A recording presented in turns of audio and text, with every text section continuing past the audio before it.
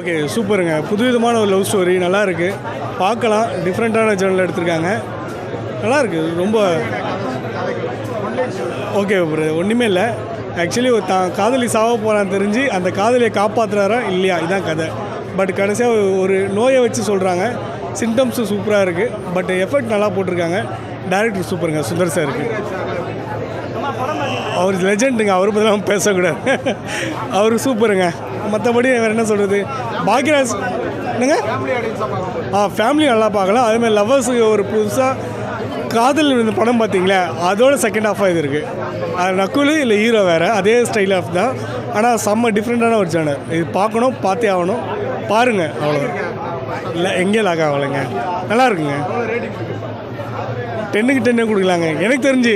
மற்றவங்களுக்கு எப்படின்னு தெரியல, எனக்கு தெரிஞ்சு 10க்கு 10. Super super super. படம் பேர் தெரியல. ஆக்சுவலாக நாங்களும் மியூசிக் டீம் தான். நாங்கள் ஷார்ட் ஃபிலிம் பண்ணிகிட்டு இருக்கோம். எங்கள் அசிஸ்டன்ட் டைரக்டர் கூப்பிட்டாரு, ஃப்ரெண்டு படம் பார்க்கணுன்னாரு.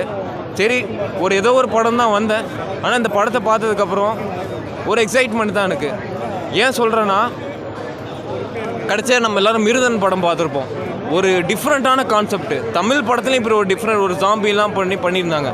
அதுக்கப்புறம் பல வருஷத்துக்கு அப்புறம் இந்த மாதிரி ஒரு படத்தை நான் பார்க்குறேன் பர்சனலாக. ரொம்ப சந்தோஷமாக இருந்துச்சு. அதே மாதிரி அந்த எஃபெக்ட்டு, அந்த அதில் என்னென்னா ஜாம்பி கான்செப்ட், இதில் என்னென்னா நாய் ரேபிஸ் ரெண்டுமே ஒன்று தான். அது ரெண்டும் அஃபெக்ட் ஆனால் மனுஷருக்கு அந்த கான்சியஸ்னஸ் இருக்காது.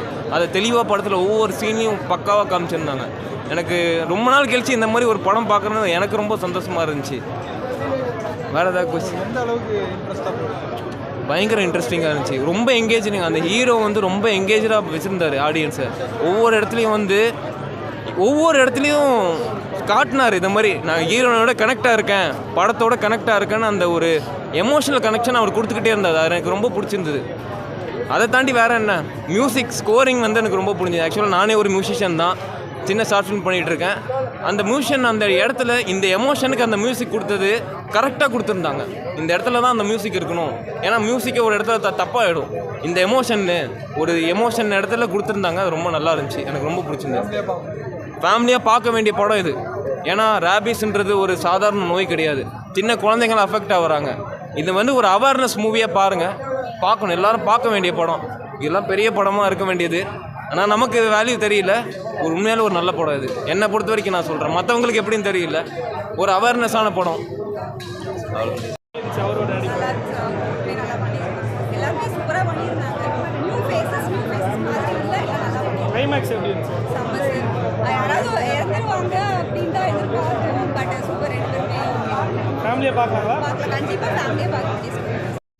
நல்லா இருக்குது சார். அது ஏன்னா சார் இல்லை, பாக்யராஜ் சார் அவர் எப்போவுமே நல்லா இருக்குது. படம் கான்செப்ட் நல்ல புது கான்செப்டில் பண்ணியிருக்காங்க. அதில் ஏன்னா இது வரைக்கும் வர்றதில் ஒவ்வொருத்தரும் ஒவ்வொரு மாதிரி பண்ணியிருப்பாங்க. இந்த கான்செப்ட் புதுசாக இருக்குது.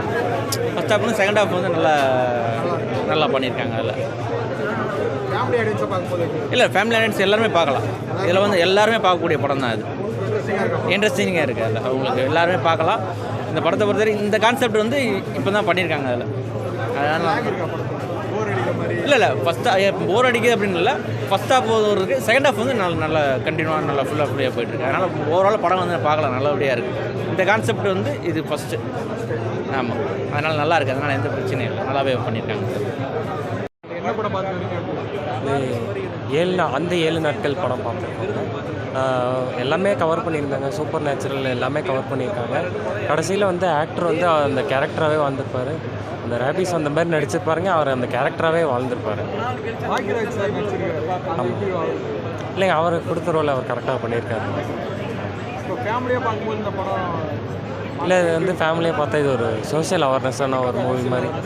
சோஷியல் அவேர்னஸ் மீன்ஸ் இந்த ரேபிஸ் ரிலேட்டடாக அந்த சிம்டம்ஸ்லாம் நம்ம கவனிக்கிறோம் இல்லைங்க, அதெல்லாம் நல்லா கவர் பண்ணியிருந்தாங்க. அதோட சீரியஸ்னஸ் என்னன்னு இந்த படத்தை பார்த்தா கொஞ்சம் நான் தெரிஞ்சுக்கிட்டேன். நான் இந்த மூவிக்கு ரேட்டிங் கொடுக்குறது இல்லைங்க.